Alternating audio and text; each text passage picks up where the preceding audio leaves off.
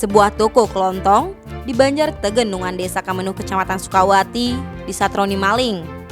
Puluhan bungkus rokok hingga tabung gas di dalam toko raib.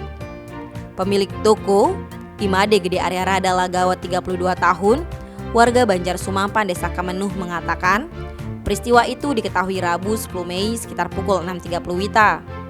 Saat itu, ia diberitahu mertuanya ada seorang petani di dekat TKP yang melihat pintu tokonya sebelah selatan terbuka.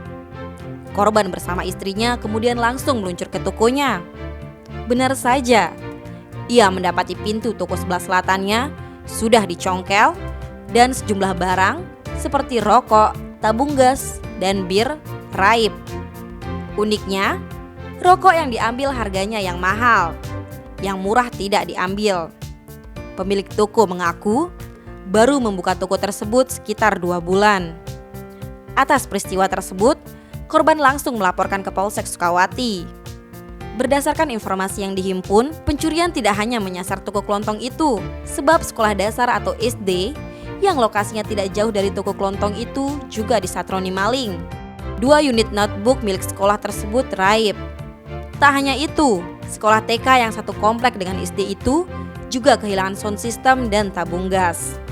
Dikonfirmasi terpisah, Kapolsek Sukawati, Kompol Deki Hendrawijaya mengatakan, setelah melakukan olah TKP serta mengumpulkan keterangan korban dan saksi, polisi sudah berhasil mengantongi ciri-ciri pelaku yang diduga masih di bawah umur.